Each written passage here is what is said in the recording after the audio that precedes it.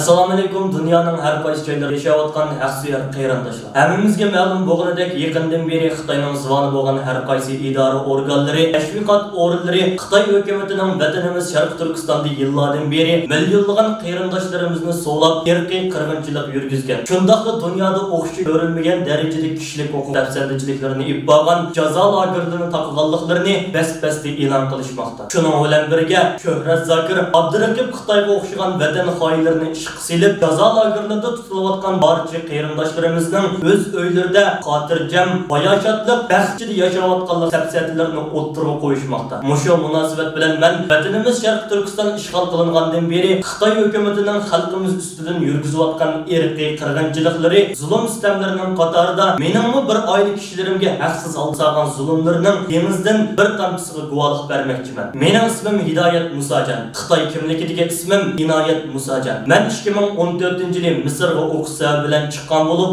o'qishim 2017-yil qadar normal davomlashdi. 2017-yili vatanimiz Sharq Turkistonda millionlagan qarindoshlarimizni tutqun qilib, jazo lagerlari, turmalarga qamab qo'ymagan, qonxo'r Xitoy hokimiyati o'zining qor niyatini chet ellarda xotirjam yashayotgan, o'qiyotgan, tijorat qilayotgan qarindoshlarimizga qaratdi. Mushuning misoli sifatida 2017-yili 7-oyda Misrda qonunli holda o'qiyotgan Uyg'ur o'quvchilari qarta umumyuzlik tutqun qilish harakati elib berildi. Bu tutqun qilishda olimlarimiz, ulamolarimiz, ziyolilarimiz, yurt cho'nglarimiz, boylarimiz tutqun qilinib, Xitoyga qaytarildi. Shu kundan beri ularning og'uyti to'g'rilib, hech qanday bir xabar og'ilib bo'lmadi. Xitoy hukumatı o'zining iqtisodini, kuchini ishlatib, chet ellarda yashayotgan qarindoshlarimizni vatanimizga qaytarib, turmalarga, lagerlarga so'layotganligini shuni ko'rib olishga bo'ladiki, vatanimiz Sharq Turkistondagi, ya'ni nimishqisi o'zining kuchi yetadigan, nimishqisi o'zining qudrati yetadigan, nada bo'lsa o'zining qo'li orqali uni tutib kelalaydigan bir sharoitdagi qarindoshlarimizning naqadar azob uqubatda, naqadar qiyinchilikda, naqadar qiyin qistoqda yashayotganligini normal bir aql egasi bo'lgan, ozroq bir vijdon sohibi bo'lgan har qanday bir kishi ko'rib olaydi deb qarayman. Men Allohning rahmati bilan bu tutqun qilish harakatidan qutulib 2017-yili 7-oyda Turkiyaga inib keldim. Shu kundan beri Turkiya İstanbul'da yaşayapman. Men bugun dadam to'g'riliq guvohlik bermoqchiman. Dadam Musajan Ahmad 1970-yili G'o'ldishar Kepakyuz yezisida tug'ilgan. Dadam xizmatchi, normal bir tijoratchi. Shundaqla vatanimiz Sharq Turkistonda ko'p kishilarga tanishlik bo'lgan, tanilgan bir kishi. Men oxir qitim dadam Musajan Ahmad bilan 2017-yili 9-oyda paranglashgan payti nurg'ulg'an tirishchanliklarni ko'rsatgan bo'lsam-mu, oilamdan, dadamdan hech bir xabar olmadim. Yaqindan beri menga kelgan ba'zi uchurlarga asoslanganda dadam Musajan Ahmad 2017-yili 9-oyda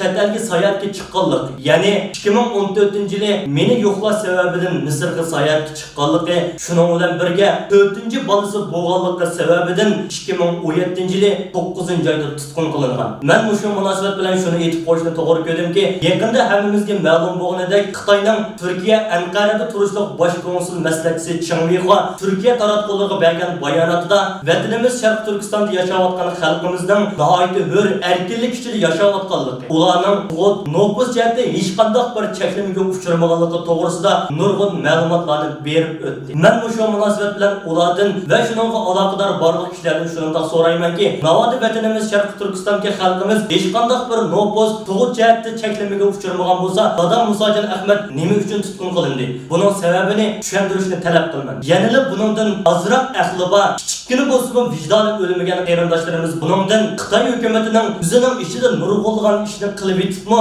nurg'ulg'an qatliamlarni yurgizibmi, nurg'ulg'an irqiy qirg'inchiliklarni elib beribmi, yanilib xalqaro taratqularning oldiga chiqib, yuzida dab-dab qilib qo'yib, o'zining noyat insoniylikka rioya qilayotganligi, o'zining noyat madaniyatlik bir xalq ekanligi, o'zining ichidagi barliq xalqlarning o'rtaq bir shaklda, o'rtaq bir qonunga rioya qilgan asosda yashayotganligini deyiladigan darajada Xitoy hukumatining naqadar yolg'onchi, naqadar kazzobligini buningdan his qila oladi deb o'ylayman. Shuning bilan birga meni bu ekran orqali ko'rayotgan atalmish Abdunum rayonlik davlat xavfsizlik idorasi, atalmish Abdunum rayonlik jinoiy ishlar xavfsizlik idoralari, G'o'ldisharlik davlat xavfsizlik idoralari, G'o'ldisharlik jamoat xavfsizlik idoralari. Shundaqla meni bu ekran oldida ko'rayotgan barliq munosabatli kishilardan dadam Musajan Ahmadni darhol qo'yib berishni talab qilaman. Oxirida yana bir narsani eskartib qo'yayki, hozirgidek dunyo taraqqiy qilib, yer shar Irak'ni kichikkina bir kanat oldiga keltirib qo'ygan uchur davrda men dadam Musajan Ahmad tutilgandan beri, ya'ni 2017-yili 9-oydan beri vatan bilan bo'lgan aloqam butunlay uzildi. Ya'ni shu kundan beri oilamdagilardan,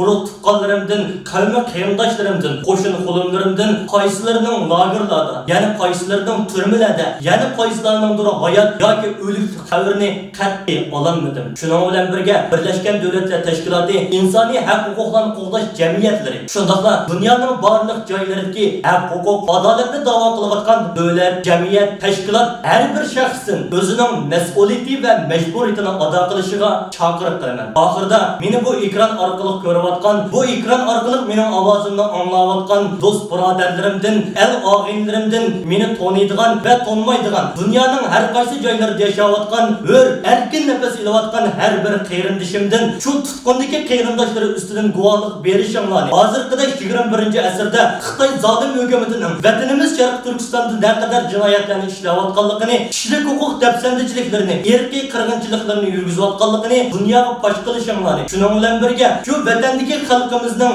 naqadar qiyin qistoqlarga uchrayotganligini, naqadar zulmlarga duchor bo'layotganligini, hayvondan battar bir muomalaga duchor bo'layotganligini, yuz minglagan, millionlagan qarindoshlarimizning Xitoyning jazo lagerlarida, qorong'u turma kamerlarida chirib tugab ketayotganligini bizdan keyingi keladigan avlodlarga tirik bir isbot sifatida qoldirib qo'yishinglarni umid qilaman va tuvanchilik bilan so'rayman. Assalomu alaykum va rahmatullohi taala va barakatuh.